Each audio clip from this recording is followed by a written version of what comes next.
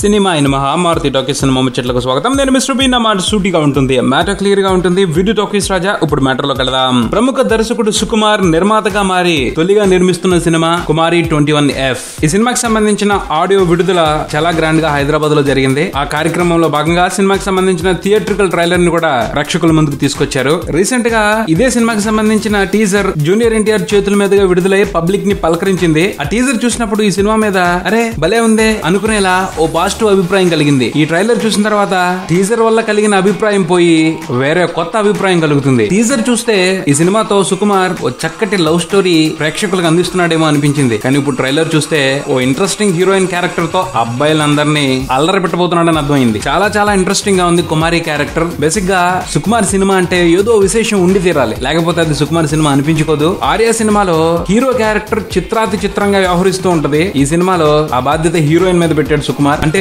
Trailer లో కుమారి character కి సంబంధించి కంప్లీట్ డీటెయిల్స్ అయితే ఇవ్వలేదు, కానీ శాంపిల్ హింట్స్ తోనే ఆ క్యారెక్టర్ మీద సినిమా మీద అభిమానం పెంచుకునేట్టు చేశాడు. సూపర్ ఎక్సైట్మెంట్ కలిగిస్తా ఉంది కుమారి క్యారెక్టరైజేషన్. గిలిగింతలు పెడతా ఉంది. తొందరగా ఈ క్యారెక్టర్ ని బిగ్ స్క్రీన్ మీద చూసేయాలి అన్న ఫీలింగ్ కలుగుతా ఉంది. ఇక కుమారి క్యారెక్టర్ లో హెబా పటేల్ చాలా చక్కగా ఇమిడిపోయింది. నో డౌట్ ఈ సినిమాతో ఆమె కుర్రకారుని ఓ పద్ధతిగా డిస్టర్బ్ చేసిద్ది. ఆ డిస్టర్బెన్స్ ట్రైలర్ నుండే మొదలవుద్ది. చూస్తూ ఉండండి. పోతే ఓ క్యారెక్టర్ చాలా స్పెషల్ గా ఉన్నప్పుడు దాంతో రిలేషన్ ఉన్న పాత్రలు కొన్నిసార్లు డల్ అయిపోతా ఉంటాయి. కానీ సుకుమార్ హీరోయిన్ క్యారెక్టర్ ని స్పెషల్ గా క్రియేట్ చేసిన హీరో క్యారెక్టర్ కి అవసరమైన ఇంపార్టెన్స్ ఇచ్చినట్టే ఉంది. ఆయన ఎంత ఇంపార్టెన్స్ ఇచ్చారు అన్నదానికంటే ఆ పాత్రలో రాజ్ తరుణ్ ఇన్వాల్వ్ అయిన విధానం మాత్రం బోల్డంత ఆకట్టుకుంటా ఉంది. కథ ప్రకారం స్పెషాలిటీ మొత్తం హీరోయిన్ క్యారెక్టర్ కి వెళ్తున్నప్పటికీ కథలో నా పాత్ర కూడా చాలా ఇంపార్టెంట్ అని గ్రహించి కమిట్మెంట్ తీసుకున్న వాళ్ళు మాత్రమే ఆ పాత్రని వేరే లెవెల్ కి పట్టుకెళ్తారు. అలా చేయటంలో రాజ్ తరుణ్ సక్సెస్ అయ్యాడు అని ట్రైలర్ లో కనిపించిన